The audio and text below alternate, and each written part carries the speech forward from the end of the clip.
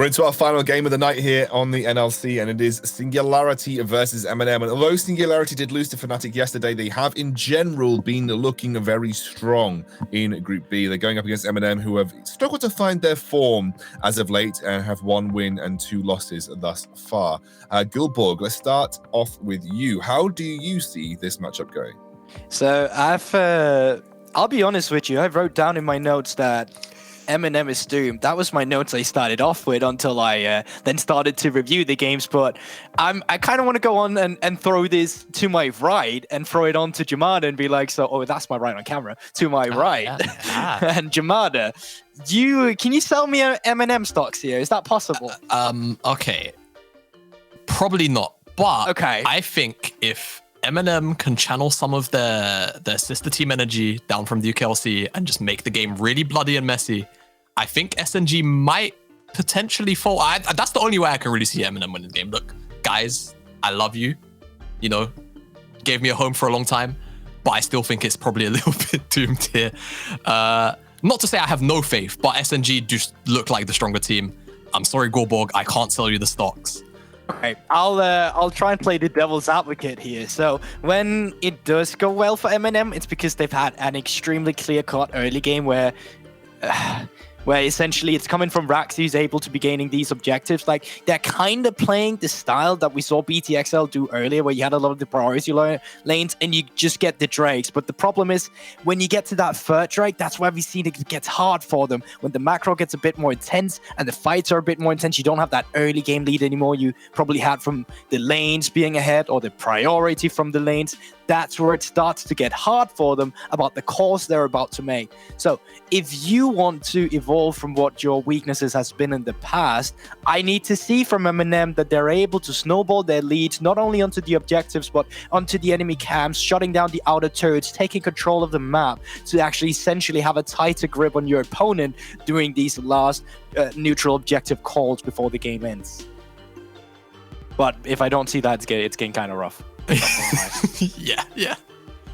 All right, well, we are going to get the first pick coming through here from Singularity. Plenty available right now, including something like Kai'Sa. We also have plenty of jungle power picks available too, but it is going to be the Lilia locked in as a first pick here for Singularity. Yeah, nice pick up for Noi. He really loves this champion, but one thing I want to highlight is Pantheon to Lilia both going through at the same time. It's not something you see a lot at the moment on this patch. Either one, the other, or both are just outright banned. Be curious to see whether MNM want to take it into the likes of the Lilia, but the Seraphine's also here, and it's good. I think it wouldn't be too bad, but I would want to see, like I said, I want to see this Fiesta comp. I want to see like straight up death ball composition for MNM and just try and make it messy as they can, so that SNG can't really get a foot in the game. And she's perfect for making it messy. Yeah. She's just got utility. Like, you keep those fights going. You don't want to stop. Over 50 HP, we're going down to 40. No worries. We got Groomstone Seraphine coming in here. Perfect with the healing and the shielding. Gragas as well going over to them. So a lot of priority picks coming out from MNM in this rotation. Now, Pantheon is still up if you want to go grab that for either a solo lane still. But you could just look on to prioritize a strong bot lane here. Kai'Sa is still a champion that's available if you want to go with some all-in for the laning phase against what I presume is a bot lane Seraphine as well. But time is ticking. Show me some answers here. It's gonna be the Yone. We've seen it being extremely popular today. Also saw BTXL with hat tricks on it. Had a convincing laning phase, not the most convincing mid game, but definitely a champion that can wreak havoc. Yeah, and if we're talking about compositions too that want to get close together, depending on how MNM obviously round out their draft, Yone loves that. If you've just got people that are standing on top of each other trying to chase into chokes, Yone will happily just press his E key and R back in if it means the wombo combo. And then you're talking about Lilia Sleep. The Kai'Sa can always capitalize on all of this CC, so I'm a really big fan of this pickup, and of course it's probably the highest prior AD still up. And now for MNM, I think they have to pick up their choice of bottom laner for Miha Boros. I struggle to say his name, it's a bit long. Unless they want to keep the Seraphine flex, which you did obviously see BTXL run deadly on Seraphine earlier. Well, the Misfortune has gained a bit of popularity. Obviously, we saw the Kova just play it, but Xayah also makes a bit of sense, especially into the likes of the Yone. I would say that I'm kind of excited to see Fury play Yone, because I think he is a mid laner that I've been excited about. I think he's had some really good performances over the last 3 games that we've seen him play. Even, obviously the Fnatic game aside, that was a rough game for Singularity in general, but he's had a very, very strong performance in his first 2 games of the split. So, I'm excited to see him pilot Yone and see if he can make it work in this game. It's definitely going to be interesting, but it does help out with that mixed damage pool coming out from the mid and jungle with that kind of synergy, if you want to go on to that. Depending on how they round out that top side as well, I would imagine that they're going for some weak side top side here. You already have the Yone, you have the Kai'Sa, so that kind of means that you're putting a lot of the X in your basket down in the bottom side of the map instead. So you don't want to kind of divert all the resources out on the entire map here. You want to have an identity in the composition. A lot of the supports are actually being targeted out here. And that means that presumably they will believe that this Seraphine is going mid, which I think is the best choice for this Seraphine as well right now. The Narband's cut out, so interesting to see what they will be looking to going towards. Looks like they're going to be 4th picking their top laner and then just saving that flex if they keep it up like this. I would actually counterpoint and say I think MNM would want their jungle here, because Gragas jungle doesn't necessarily seem like complete blunder from my side. Yeah, so I think Gragas is just going to stay as this flex between top and support, and we just see Raxi get his pick, which, to be fair, the junglers haven't really been touched like at all. So you still got quite a few of the powerful picks up. Hecarim, if they want to go the more team fight route. Talia's still there, but I think you might dip into too much magic damage profile. So I think Hecarim probably makes the most sense in terms of what's actually still up. I mean, Pantheon was also still there, I guess. So could have gone down that route. But gone all the way down to the second half of the draft, which is crazy because Pantheon has been like 100% pick ban right in LEC over the last week. Just for not seeing our... It's kind of that thing as well where when strong champions come out, you end up in scrims that the champion is just perma-banned. So when it's finally open in an official, you're like, wait, we haven't scrimped with that champion. It was perma-banned. And that may be the case, or something that they're just going for the composition that they feel they need here. I already like what's coming out from MNM Gaming here with the Hecarim ultimate on top of a Seraphine ultimate. Like, there's a lot of CC chaining you can get down onto this point. And Sai is perfect for, getting rid of the champions like Yone that want to go all out in your face. There's a lot of self-peel coming out from MNM's composition, but Prosper now is lining up with his Rakan. We've seen what he can do with this Rakan. He's very open on the map. He's very happy to have an influence on the other side of the map, and having this Aatrox, it's kind of a champion I can't get behind. There's the possibility of him playing for himself. You can still go that Gordron Gasteric and be a menace and team fighting as well, so it is perfect. You can also put Prosper up with the Rakan if you want to play for that top side as well. Yeah, and with the Rakan lock, I wonder if Seraphine might end up in the bottom side and they just pick something that they feel more comfortable running into Yone, because I think realistically, while Seraphine can lane pretty safely into most mids, Yone would be one of the few exceptions to that rule where I feel like he would be able to abuse the sort of immobility there. So last second pivot, Rakan not the most lane dominant champion in the world, so Seraphine should get kind of a free scaling lane down there. And that's going to be scary when you've got the Hecarim frontline diving forward. Yeah, I completely agree. And honestly, MNM's composition, really good coming in here. From what you said you wanted, Jamada, I think we're going to get it. Also, it's kind of been just handshaking on the side of Team Singularity, because, you can opt in some 1-3-1, but once you're in, you're kind of in with an Aatrox. Luckily, there's a lot of utility. So actually, maybe that's not right. You got disengaged. Like, there is possibilities where you can take stuff out. Both sides, like the only really big committal ultimate really is the Hecarim, so we could see some really sort of touch and go, okay, you know what, never mind, throughout the cask didn't work, or like a sleep, never mind, let's leave that alone. Even the Yone, so I think we're either in for a boring game or a really exciting one, just because of the state of the engage tools. I hope it's really exciting, Jamada. Look, we've got our last game of the day. It's those 2 casters that you always get to hear. Hit Brain and Orcs. I hate them. Orcs is okay, but the other guy, I guess we'll pass. But we'll hand it over to them. What the hell's that about? What did I do to annoy them? Jesus, true. Hello. Absolutely true. Gotta agree with the desk on that one. Yeah, I agree. I hope it is a good game. I hope it isn't a sleepy game. We've had some really good games so far. Genuinely, some really, really good games. Yeah, and I think this one, in terms of, we came into this, the expectation is Singularity going to be the stronger team here, and I think the draft has potential, but I think I like things like the Seraphine pickup. I like, calling out the Rakan and being like, we're comfortable putting that in the support role, because typically if the Seraphine's playing into something like, a Thresh, Leona, it's concerning, but Rakan just doesn't have that pressure. I'll be interested to see what Prospect does, because his last game on Rakan, he did a lot of work setting the team up, moving about, making engages happen. He was instrumental in the first victory of the split. And here could end up seeing similar things, but like engaging onto this bot lane at any point in the game, Seraphine Xayah is so hard to get access to, because you're playing into the Seraphine ult, you're playing into the feathers. It's really dangerous. And we've seen a lot of like Kai'Sa play where Kai'Sa dives in and ends up going too far. That realistically could happen very easily in this game. Could indeed, as we are on the Rift for our fourth and final game of the day, Singularity versus MNM. We're all pretty Singularity favored, bar Jamada, and even Jamada was like, yeah, I've got to go to a Singularity here.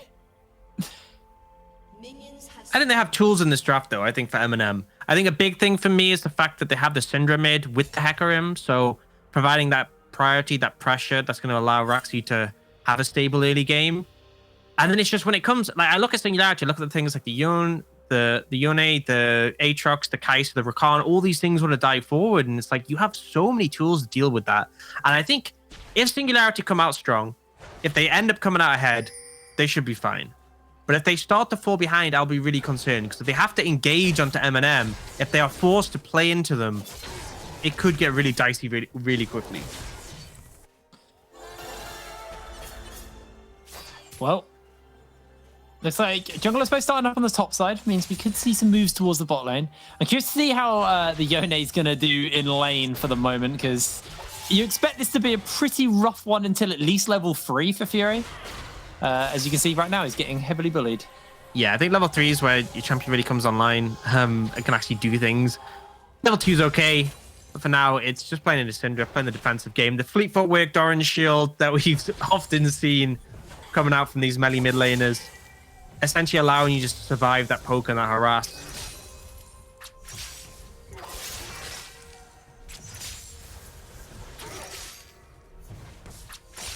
Well, just see full clears happened for Lilia. NLC heading now towards that bot side. Raxi a little bit slower on the rotation here. Didn't expected. Lilia just got crazy clear speed. And a lot of damage coming down on a Dragdog, caught out by both the root from the Seraphine and then the feathers. Has gone for the longsword, some extra health spots. We won't have that natural, that sort of free sustain for the Doran's Blade to go for.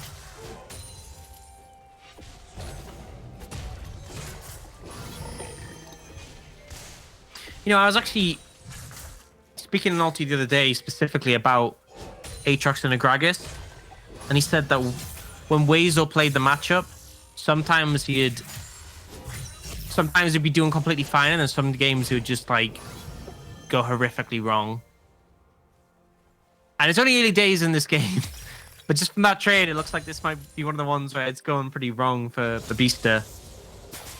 But we'll see how things pan out in the rest of the laning phase. Bot lane though, Prosper and Dragdor just being mincemeared. A lot of mana expended for MNM, so yeah. He's going to limit how much trading they can do, but they kind of just being held at bay, and you know that they can't go for engage. Rakan just not able to put out enough damage, not as aggressive as the likes of Leona, so MNM are just enjoying this laning phase. It's what they wanted as well. Just wanted to have as chill a laning phase as possible, really. Weasel half health at the moment versus Bobista.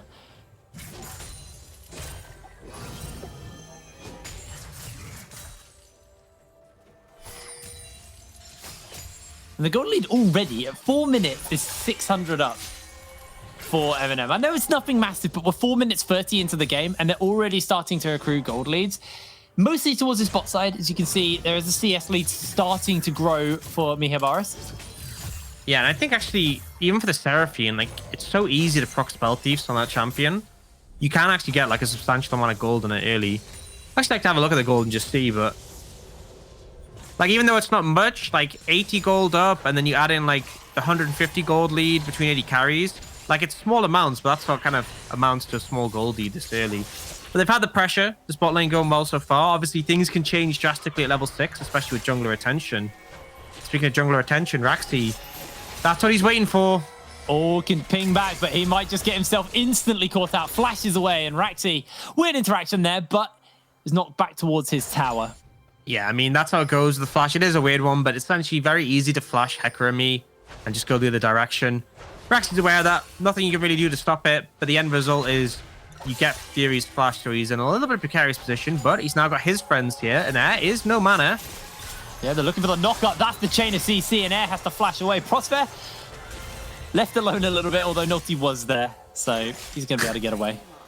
Both mid laners like, do you want to have a 1v1? Yeah, all right. See how the laning phase goes. Let's see how it skills each other. Well, definitely not. More so. But the teams making the moves. Both mid laners now without flash.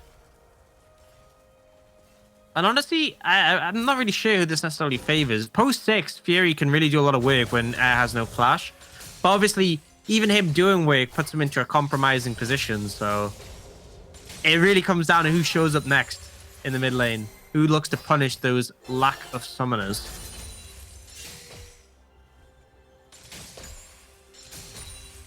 As well to keep our eyes on. Naughty actually getting close towards that 6. Same for Raxi. So both of these junglers actually do have the potential to impact this mid once again. Fury now got his level 6 available. So the CC chain that they can throw down in the mid lane is pretty nasty. Naughty making his way up towards the top side, looking to alleviate some of this pressure. But Beaster's used the belly bop, so he's going to just get caught out by the slow. Has to use the ulti to catch them off, as Naughty's just continuing to fire the damage in. But Raxi coming in with a ghost, and Wazel has to pop the world ender to keep himself alive. The fear is on. He's trying to sustain up for as much as possible, but the CC chain is massive. Big fate sealed there by Fury. Oh, and there's the ult. As the Drowsy's going to connect. Everybody is pinned in place. Fury has to ping back as the Unleashed Power secures the kill, and MNM come out on top. MNM come up massive. A bit of an overcommit there from Singularity. And then Wazel goes down, and Fury, he tries to commit with the ult. They have the lilting lullaby, but the Syndra just has the no fun button. You can see Wazel kind of goes for a rough trade to bait in here, but the Grag has so many disengaged tools. And then the teleport comes in, and you got to be concerned because that Gragas body slam does not have a long cooldown. A lot committed to kill Wazel here. And then Fury sets up for a big ult, but ultimately he oversteps in this situation into that Syndra. And so a bit of a back and forth. Raxi does secure the red buff there. The smite is the only reason he looked a lot healthier than he was there. He was low health as Naughty looking to jump away. Fury actually lands a knock up here. They got the swell seed as well. Lilting lullaby on cooldown, and Fury going to ping back with his soul unbound to safety. This bot lane is really starting to bully. I mean, it's just a better lane matchup. This is just Singularity putting themselves in a hole with the bot lane. And the rest of the map, MNM are doing fine. So, considering how much we favored Singularity in this one, it has not started out well. Yeah, not at all. Fury missing the knockup, able to ping back to safety. Just Yone things. Zoning knockup. Just sending a message. Yeah.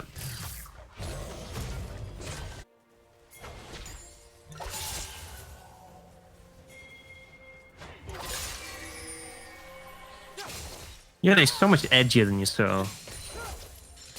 Like it feels like someone made you stir and then they just two swords. More swords means more edge.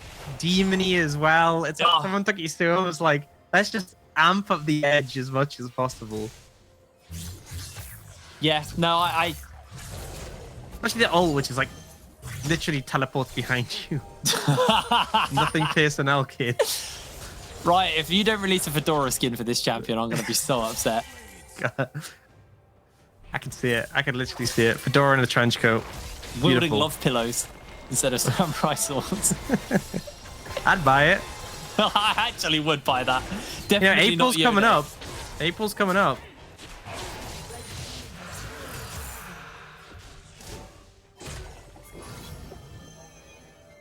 This dragon picked up by MNM. Again, this game just looking positive for them. Dragon in hand, pressure in the bot lane. Rest of the map doing fine. Comfortable start, and the question really is for Singularity, where are they going to look to make the play? Because Prospect has roamed mid once, pick up that flash from Air. Nothing really came from it. It's going to be coming back up in a pretty short period of time, so no real gratification from that summoner being burned. And what we saw in the previous games of Singularity, that often Nulty and Prospect pairing up together and making movements on the map was what really found them the lead. Haven't seen that so far too much in this game, so still waiting on that. Because ultimately, I think if they just keep farming, this game keeps going. I feel like M&M are in a pretty comfortable spot. Yeah, absolutely. Weasel, experiencing Gragas mid right now, is able to win out on that trade in the long run, but once the cooldown starts to stack up, it might change a little bit there. Fury goes to the Soul Unbound, another zoning knockup. It's going to keep him scared. Yeah, but Beast a bit down in farm, but been doing okay in the trades. I mean, at the end of the day, you need that CS for that gold. Oh, and he missed the cannon there as well, and now they're looking for this dive. Yeah, Weasel can do this. He has the ultimate to keep him alive, and everybody is coming up. Lilting Lullaby is going to put him to sleep. He belly bops back into the chains, and there is the teleport behind you. Fury doing all the work as Weasel secures the kill. I mean, they brought 4 there to guarantee that play, and it works. They get it, but I feel like it was maybe a bit of an overcommitment because now we're seeing plates drop in the mid lane, seeing plates drop in the bot lane. They will get first tower, but they are going to suffer heavily on the rest of the map for this. It's going to be a close first tower of blood as well. No, they'll get this. Final play, really tanky. And it still ends up coming out ahead for Singularity. And I'm not saying it wasn't a good play, but it's a heavy commitment. Yes, it really is. Now, MNM actually able to defend their bot lane turret, which did lose a lot of plates. And obviously the bonus resistances do help massively there. Miho Barros is doing his best to try and secure this. But Prosper looking to zone away for the moment, although Blue doing some serious work. I mean, there's just so much threat, and you really cannot walk up against this bot lane. One CC hits, next CC hits. No vision in these rushes as well, so Raxi, he wants to be in position. If a gank comes in for Singularity, he wants to be there. And Weasel's hovering, but Naughty's on the other side of the map. Yeah, so this would just be a strict 3-on-3. Weasel got the gore drink as they find the knock-up. The ultimate from Blue is completely fumbled. The tower goes down, and Dragdar chasing in for the moment. They do get a charm back in response as he has to ult away, but Dragdar just slides in with the ultimate. Looking for him, the Killer Instinct not going to quite get him close enough. Meanwhile, Air's getting chunked out in the mid lane. Tower goes down. It was a bit sloppy of a turnaround from Singularity. I mean, like you were saying, Nocti's on the opposite side of the map. Yeah, Nolty's not there. He's trying to steal away the jungle in return, which I can kind of understand, but both teams were sloppy there in all honesty. And now TP coming in, Dragdar's flash, but low mana. Got that belly bop, like you said, low mana, just gets jumped onto, instantly flashes away, but Raxi is chasing him down. No turret tower. And nowhere to go. Dragdar will lose his life as Babista secures the kill. Bit of an overcommit, didn't respect the TP, and ends up going down, and just, again, favorable for the side of MNM. Both teams, like, the backwards Seraphine ult coming out, and with the re-engage from Singularity left something to be desired as well. I don't think either team really happy with what sort of went through in that play, despite the fact that MNM can be happy with the outcome. Bases are coming in. Curious to see where we are on these items. But before we do that, let's have a little look at the replay. Yeah, so Blue just kind of panicked, ults the wrong way. Wouldn't really have done much anyway because Prospero is ready to move out. But then the CC comes in, but it's just Dragdar goes in here, but he doesn't realistically have the damage to kill Raxi. And then Weasel misjudges the flash Q. Not really worth trading that for the ult. And then here it's just an overstay. Singularity want an answer back. We lost a tower. We'll get a plate, but didn't have essentially the right to do this. You know, Weasel did not have TP at this point. It was still just a little bit away from coming up, so you can't really go for that play. You have to respect the TP timers, and they have to be exact, because if Weasel was available to sort of reset and come back in, I mean, actually, I'm saying that Weasel was there. It's Nulty who needed to be there more than anything. It's Nulty who needs to be at the team and not on the other side of the map. And I think with that context in mind, with Nulty being on the other side of the map, they should just knock on for the play, backed off, except the tower's gone cool. Dragon's getting started. This will be the second one for MNM, and looks like Nolty's not going to get in range. Has to flash away. The charm comes down. Weasel's on the flank, though. Everyone's put to sleep. Massive fate sealed. Just turns the fight massively around. Raxi doing his best to try and turn this out, but Dragdar just pumping out the damage. Miho Barros will lose his life, and it is a triple kill for Weasel. It's Babista, the only one standing. Fiore, what an ultimate. Execution is king, and we'll get a quick replay of that one. Just the ultimate from Fury is a big thing to watch here. Seraphine ult goes wide once again, and then Fury lands it on the 2 carries. The CC that came in to set that up beautiful as well, and Wazo just an absolute monster in this fight. The great thing about this one is they approach from multiple angles. They waited out the Seraphine ult, and then once that was down, it wasn't clear which side you have to defend yourself against. Syndra loses so much value when being attacked from 2 sides, and they deliver with a massive team fight that gives them 2,000 gold lead off the back of that. Yeah, really, really big stuff, especially the bases coming in. I expect this to be a finished Immortal Shield boat onto Fury. Although, there you go. There it is. Gale Force finished up onto Dragdar. So all the mythics are coming in, bar the support. And overall, fantastic stuff there by Singularity. It's exactly what they needed. They did lose out on the dragon, so MNM still 2 dragons off that Infernal Soul. So there is still a chance for them to be able to pick that one up. Singularity definitely need to continue challenging these dragons and trying to secure a couple of them. But big parts to Babisa actually zoning Nulti away from actually getting anywhere near that dragon, forcing him to flash to get close enough, and the dragon was already gone, so Nulti lost his flash for nothing effectively.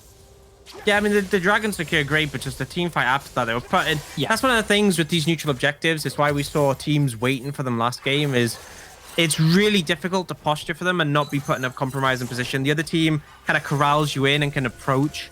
And we saw that again there, is that MNM tried to retreat and they were forced into that choke, and that was just ended up in their demise. Now, Herald going to be secured by Singularity. Likely going to be thrown down mid, I would guess. Not necessarily right now, but at some point to crack open that tower. It's about in the range where just the Herald will be able to kill it alone. Yeah, should just roughly go down. It's a little healthy still, but pretty close anyway. For the moment, though, they are actually just grouping up topside. That turret will die to a charge. And Air might die to Fury. Misses him with the ultimate. Knocked underneath the tower. Still putting a lot of damage in. And yeah, Fury didn't really connect anything there, unfortunately. Difficult. It was like a big reach with regards to the range, but ultimately Air can just navigate that one. Does end up burning the flash, though, so can be somewhat happy that they got some takeaway. I think, though, 2 minutes on the dragon, you're going to have the Herald up and available still for that. So I think what I would like to see from Singularity is you use the Herald to pull MNM away. Mid tower is going to go down even just to the Herald charge, and then it'll start to pressure the second one, so they'll have to answer. And that's how you find your way into the river. Right now, there's pretty heavy vision control in favor of MNM. You can see that Singularity's vision control is more on the top side river, so moving in now to get control of it. And then it's likely we'll see this happen. Wards get placed down. MNM come in after their reset, and MNM look to contest the vision. And then it's there where the Herald can come in clutch to force them out.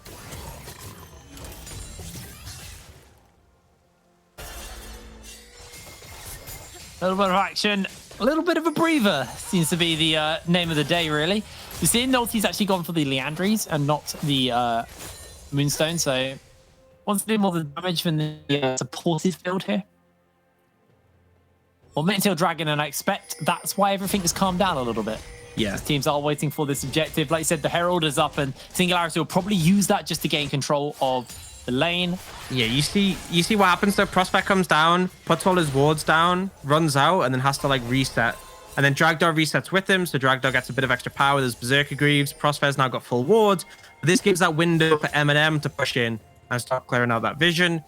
And now this is where the Herald can come in clutch to force them away and get access once again. So at this point, MNM are happy just to kind of hold position in the river area. Yeah, Fury almost taking top tower there as well. He's just been a nuisance in the top lane. Still has the teleport, so can join whenever needed be. There are a few flank wards actually placed down for him as well. So someone has to go deal with that, and it looks like Babisa is going to be the one to deal with the split push. We're still just trying to push in this bot lane. Fairly healthy still, that tower, though. We'll move over, and again, securing the vision is the game. They've got a bit of light vision, but haven't gone too deep or cleared much out. This is the Herald point. Oh, you gotta be careful there. I mean, they're still holding it. I guess they feel they've got position already with Wazor having moved there, so I think they just feel comfortable. Herald not really necessary for this play. Not got MNM long left gonna move though. If forward. Nolty dies here, he might not even get a chance to use it. What's the flank from Wazor here? Yeah, Raxi looking for it. The charm's actually only going to hit onto one. Process. There's the combo! Massive ultimate once again. And that is the turn. This is the damage. And this is Singularity just walking through everybody. A double kill picked up in the jungle.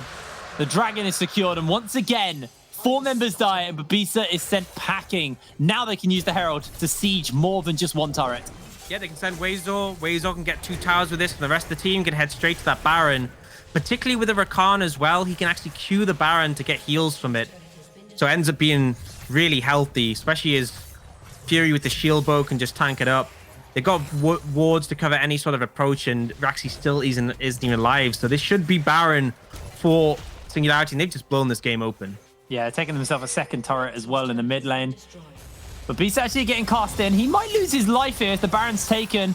Wazor does not have the World Ender or the Flash. The feathers will be pulled back, and actually that should be enough. He's getting a big heal off on Mihabaros, but the shutdown is there eventually. That's a big shutdown. Like, yeah, just an overreach from Wazor. Disrespectful, I'd say, because that play was honestly perfect from the side of Singularity up until that point. But we'll get a replay. And the big thing is the multiple angle approach. You can see 3 angles here coming in. And that beautiful knockup that comes in from Prospect sets up the Aatrox, sets up the Yone. And as soon as that combo comes in, that's it. Fight is over. It's just clean up from there on out. Air tries to get away, but is unable. But Beastar obviously is able to get out as they have bigger fish to fry. And then we do see Wazor just overstepping. The tower was already basically down. If it doesn't die, whatever, it's not a big deal. But him going down for that big bounty shouldn't really happen. But either way, Singularity still massively favored off the back of that play and in a really strong position.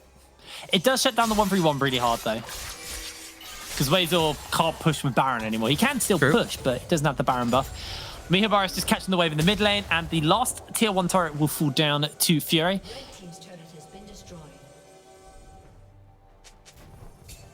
I think what I've loved seeing today in particular is there've been a couple of games where teams have really been going all out on the, okay, they have tools that are going to make our engage difficult. Let's approach from multiple angles. Particularly against things like Syndra, things like Xayah. If you just run at them from one direction, it's so easy for them to deal with you. Seraphine as well. They just fire, they just fire their ult off, they fire the Scab of the Week off. Not much you can do. You can see Dragdor burnt Cleanse and his ultimate there. But as soon as you start looking for those creative angles to approach, like Wazor was doing, it makes things so difficult for them. And they're kind of like, they're kiting away from one side, forcing the other, between a rock and a hard place. Funnily enough, Wazor's the first one to take a tower, and he's the only one without Baron. Air's going to have to go deal with him there, and this is the 1-3-1 coming into pretty big effect.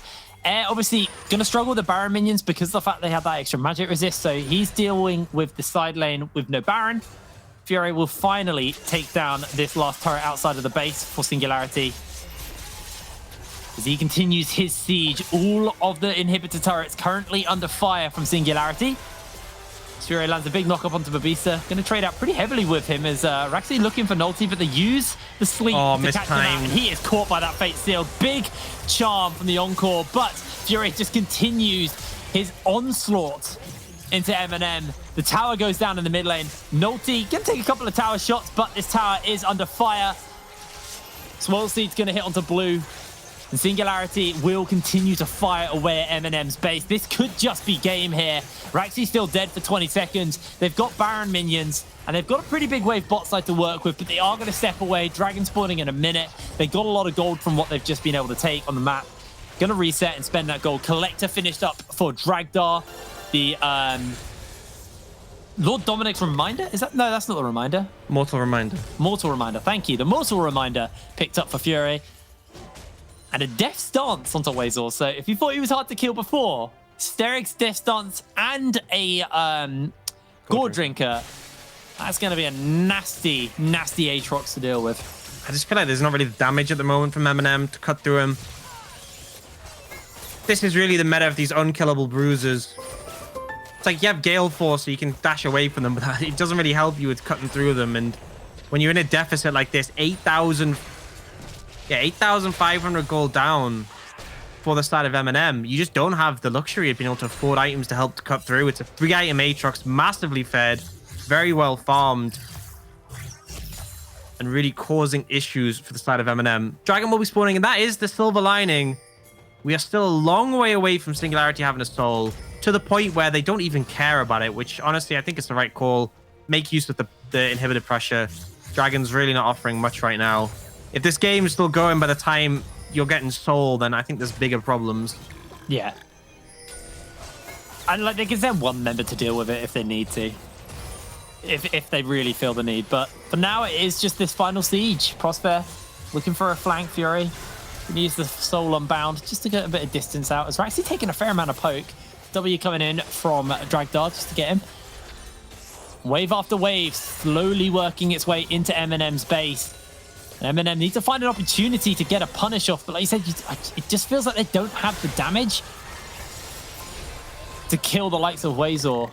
And Wazor's just sitting off in the side lane, pushing the waves, making sure he is a real nuisance. Wave's not perfectly synced up. You can see the top side wave miles away from the tower as these two super waves crash, so looks like some resets are coming in, and the Dragon is going to get finally taken by Singularity. Yeah, I mean, that's the thing. You can go for on the reset if you don't find the push. Still going to pick that one up. Baron is coming up soon, and that is the objective they're looking towards to end the game. No potential for a Dragon trade-off there. And the big thing is it also unstinks the Baron from the Dragon. So let's say Singularity don't win with this next Baron push, providing they get it. They don't have to worry about trading Dragons for Barons at the moment because they are completely off sync from one another.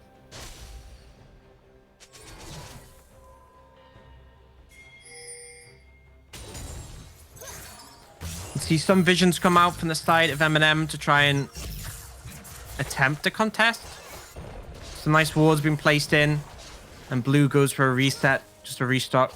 But you can see Singularity on a mission to clear this out. It does make it difficult with the Infernal map to kind of predict where wards will be placed, because you can put a lot of variety, but ultimately no ward in the pit thanks to that control ward. And actually he's in base. He's literally just leaving the fountain now. Nowhere near close. Yeah. Fury sitting in the bot side as well. Just shoving in these super waves. He's got TP if he needs be. Not even going to be necessary for him to fire that. Baron's now been picked up, and Singularity will look to take down this last inhibitor tower. That Hurricane finished up on Dragdar as well, so he's hit the 3 items you really want on your Kai'Sa. Supercharge and a Cathian Rain both upgraded. And MNM looking to reset. Get back to base, because it's pretty certain that this will be the final fight unless they find a win here. Stopwatch finished up onto air, so he has a little bit of survivability. Mihabaris has got the Essence Reaver and the Gale Force finished up. Just spent a little bit of gold as I didn't see what he bought as we toggled off. Oh, BF Sword, okay. It's a big item differential at this point, but Singularity still likely going to be wanting to play this one slow, because they know if they engage too aggressively under tower, it sets up the champions on MNM for success. They're happy to play a kiting composition. It's the best odds for them, so Singularity shouldn't feel forced to engage here. No massive concern, and they're just going to let the super minions do their work. Yeah, Waves will completely fine to let that happen. Waves, once again, not perfectly synced up. Top wave still a ways away, and all these mid and bot lanes will actually get taken out in time. The cannon will survive mid for Singularity. The inhib actually is going to respawn, so Singularity just going to look to pick up this as they do find a big charm actually. Cask in, and that's the shutdown. Dragdar slides in. There's a combo. And this is such a filthy fight for Singularity. MNM losing everyone. It's a triple kill onto Dragdar. It's an ace for Singularity, and the base will be short to follow. Just controlled dominance from Singularity here. As they're going to take down the first turret, the second turret will fall. Fury will have to ping back eventually. There it is. The Nexus is going to fall. 29.5 minutes on the clock. Singularity take the win. Yeah, I mean, MNM, they decided to go for the aggressive play, and they end up losing a lot of their tools on that one. They go and use the Gragas, the Body Slam, the Cask, the Seraphine Ultimate. As much as they got the kill on an ulti, as soon as all those were down, Singularity's like, yeah, well, it's go time. Yeah. Go for a huge engage, managed to find the kills. And I think MNM definitely started this game off well. Compositionally, I think they had a lot of tools, but it just came to Singularity's execution around these fights was just a level above, just substantially better on those. And it was really crisp gameplay to see. And after their loss yesterday, Singularity definitely looked like a strong contender.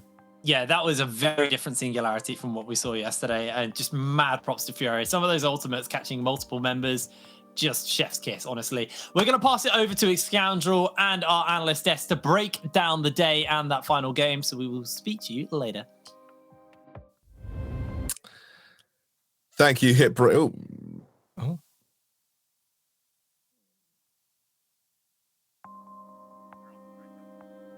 Thank you, Hip Brain. We got to the desk eventually. And I just want to clarify earlier statements. When I said Jake is boosted, I meant he's incredibly amazing and the best caster we've ever had on the NLC, and he will forever be the best caster in my heart. So he's our only play-by-play. He's our only. I'm also technically a play-by-play mate, but I'm not as good as okay. I'm boosted. Also, another really important statistic today. One of the most important statistics that you're going to hear today. Myself, Jake and Orcs went 100% in the predictions. We had a 4-for-4 clean sweep today. So just saying, we are now collectively the kings in the north. So there you go. It is it is a good day for me because I haven't done that in a long time.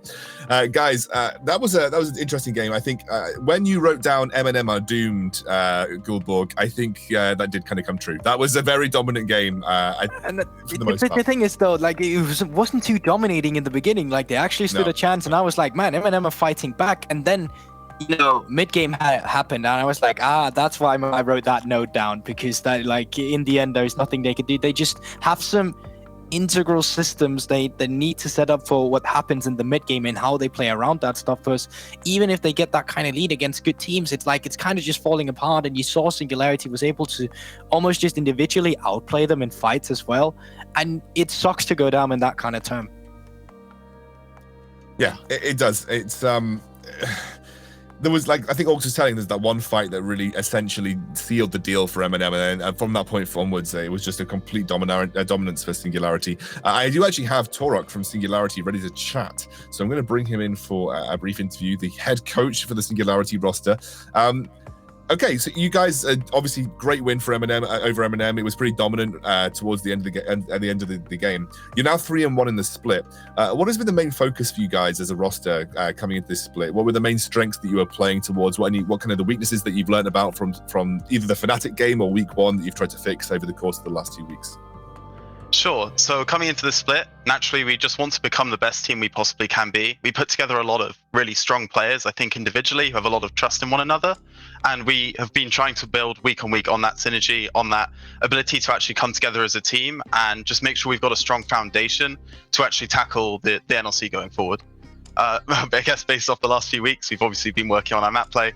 Something I commented on yesterday, and one of the reasons we lost to Fnatic was we just weren't good enough at sort of map opening as a team, and I think we'll keep working on that.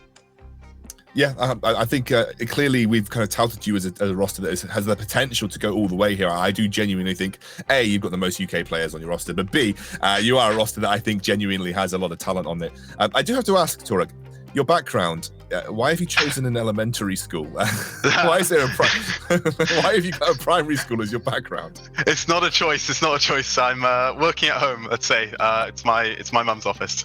Oh, okay, right. Bless. I was trying to wonder, like, I was like, has he chosen this green screen background? It's like a no, this is all real. Well, I tell you what, your mum's office actually looks quite fun. Loads of toys, apparently. My son would absolutely love it. So anyway, obviously you guys are going in now at 3-1. Where do you think you guys will end up? Do you guys have a genuine belief that this is a roster that can take down the likes of XL and Fnatic in the long term? Are there a European Masters thoughts in the back of your mind going through this split?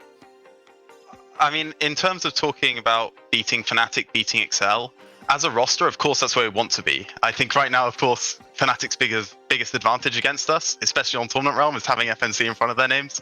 Because we played, very, very, uncharacteristically yesterday, and naturally want to get over that. We want to make sure that we feel confident when we come up against Fnatic or XL, that we can play our game. It's not who we're playing against, and make sure that we actually have that, drilled into our head, that we're confident in actually bringing a good performance. Because at the end of the day, it's your play that determines, how the Rift will shape up. And I think if our play is good enough, we can beat Fnatic XL. If our play isn't good enough, naturally we won't beat them. So it's more about working on that than thinking about, any Masters, thinking about if we can win the split. It's just making sure our play is good. And obviously, there's been a lot of praise levied towards Dragdar in your bot lane. I also really think Fury is an amazing mid laner. Specifically with Dragdar, like how did you guys like scout him out? How did you guys integrate him into a roster? Because it was quite a leap that he made, I think, personally, from where he was to an NLC roster now. He's obviously settled in really well and looks fantastic in the role. But how did you go about making that connection and sort of integrating him into the roster? So I've always sort of known of Dragdar. I've trialed him a few times. I thought he's phenomenal and never managed to actually get to coach him or get him on a roster. So one of the things I made sure of is, okay, when we were running our trials this split, we have to get Dragdar in. And when it became obvious that he was a class AD carry, and we could pair him with someone like Crossfair, like Fury, people he's played with before as well, it just made so much logical sense to actually pull the roster together almost with Dragdar in mind and give him his platform to succeed. He's very comfortable with a lot of these players, and I'm glad he's putting up good performances so far. I'm sure you'll see more of him. I'm hoping so. I've got a UK vested interest in the performance of Singularity across this split. It's always nice to see the UK players and UK coaches do well. So I'll leave it at that, Torok. Thank you for joining me, and hopefully get to chat to you soon. Thank you.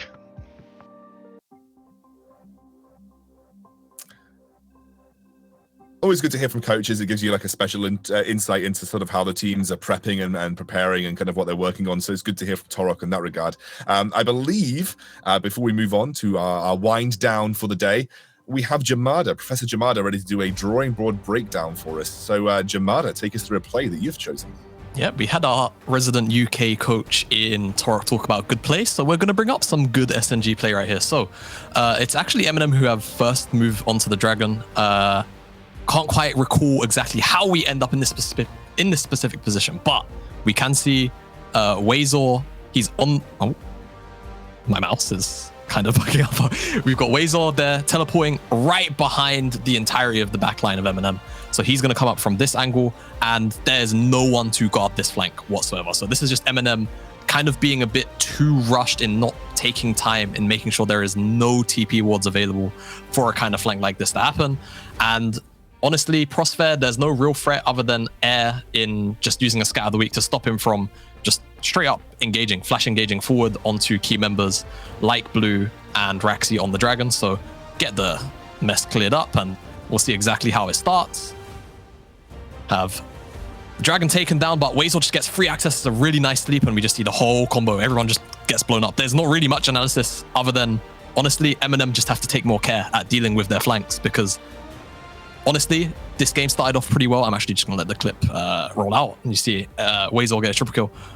The game for MNM started out not terribly. Me and Gulborg said this is probably going to be a doomed game for MNM in most worlds. But it was looking promising until they started approaching these dragons. They just didn't have the near perfect setup required to stop things like this from happening. And the next dragon fight was just as detrimental because Wazor again got free backline access. So something potentially for MNM to sort of look at, because I feel like it might end up being a trend if you don't clean up these kind of issues. They don't fix themselves naturally. Yeah, absolutely. And obviously, MNM, as you said, there are still sparks of hope there. We just need to see them shore that up and transfer it through to mid-game decision-making around things like those objectives. Let's take a look back at some of our games from today, then have a look at some of the replays we have going. Obviously, that first thing we're going to see is that Nordavind Godsent game where, Nordavind did manage to come out on top here. Yeah, and quite a convincing win. This is what we needed from Nordavind. We needed to see this for them. And, it's good for your confidence as well. Every now and then you need some success stories. And for Nordavind, I hope this is only one step up the way for their return to the standings, basically. And it was, to be fair to Nordavind, it was a very tough start as well. Strength of schedule, not easy for them. So, like you say, confidence is important. Here we had Tricked versus BTXL. And I mean, honestly, this game likely could have gone either way. But Marcoon with the heroics on that Ocean Soul, or the third dragon still, just effectively saying, all right, Tricked had the opportunity to get that dragon, but they couldn't. And go. Yeah, so we got on to some worse games as well, balance as all things should be. So we had some really good games in the beginning, and then the two last game, or at least this one was the one most mind-boggling to me to watch. It was entertaining as a spectator. It's what you say about the NA League, basically, right? But from an analyst point of view, there was a lot to dive into, a bit too much, maybe. Yeah, and like we just had the clip here, SNG eventually just end up wiping MNM from this point onwards, really. It felt like MNM really couldn't get their foot back in the door with this composition, and that's kind of the issue when dealing with compositions like SNG had here. if you're just going forward, you're not going to be able to defend. Once you lose that one big team fight, you're just going to keep on losing and losing on repeat like we saw. And then Singularity obviously closed the game out with relative ease from that point onwards. We are now obviously giving an MVP of the Day award. So, gonna get a drum roll and... That cut out. It is Chrisberg from Nordavind on his Kaiser. And I don't think you need to bet too much who wrote these reasons. So, Gulborg, would you like Jamada, to... so classic of you, but I appreciate it. Dude, I love the Danes. I love the Danes. But no, go ahead, Gulborg. I mean, he was amazing in his series today. This was what we needed from Chrisberg. While being OT2, we talked about it earlier, he is topping the charts on the AD carry list while at the bottom of the standings. And this was just a glimpse of how good of a player he actually is. He is a hyper carry. He had Lane Kingdom Day today with 2v2 kills with Touch. He's an absolute monster. And, you know, to top it all off, he's a Dane. There's not much to say. Well, I think there might have been a biased award given here, but you know what? I'll take it. I think Chrisberg deserves the recognition. He's an amazing, as you mentioned today, Gulborg, even in his losses, was at the highest CS per minute of any AD carry in the league. And that's something to be said for that, because it's a consistent resource generation that is important. Okay, right, let's have a look at the standing. Let's see where we've ended up after our second day of the second week here at the NLC. It will be BTXL at the top of the table on Group A, 3-0, just starting to open that gap between themselves and the rest of the teams. Dusty still yet to find a win. I think they can, but they just need to sort out some of their issues before they can really start to put their mark on this group. The rest of the group now starting to come a little bit closer together. Tricked, Granite, Nordavind, and Godsend, all within one win of each other. Let's have a look over at Division B. And you can see Barrage and Singularity out at 3-1 right now. So even with the losses, they're starting to open up this group a little bit more. MNM and Kova down at 1-3. And Fnatic and Riddle yet to play. Will be playing soon. They'll be the first game that we'll be seeing tomorrow. And of course, we expect Fnatic to continue. I guess most people are expecting Fnatic to be victorious there, but Riddle still can prove upset.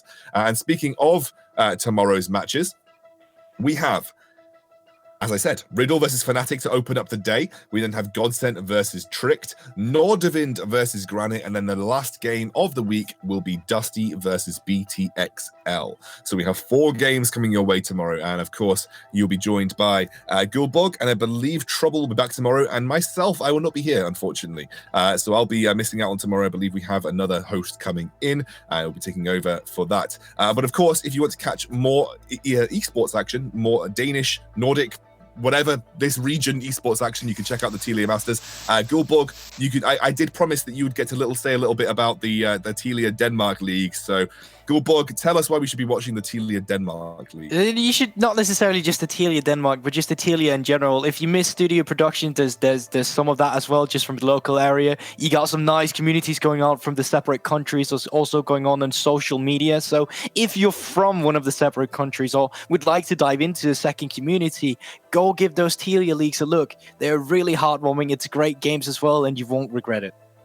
And of course, Jamada is on the UKLC as well, which is broadcast. I believe it's on this channel. It is on this channel. The UKLC broadcast on a Sunday and on a Monday. So you can check out all the play from the UK second tier division. And of course, as Gulborg said, all of the Telia leagues in their respective countries in the Nordic region are broadcasting their own leagues as well. So you can check out the up and coming players. People like Dragdar came from those leagues. So make sure you want to check out all of the upcoming talent that can eventually make its way to the NLC and beyond. But for now, I should close out the day before I bore everyone to death with the ridiculous long prose that I'm kind of chatting on with. We'll see you tomorrow. Enjoy the games, and then I'll be back next week.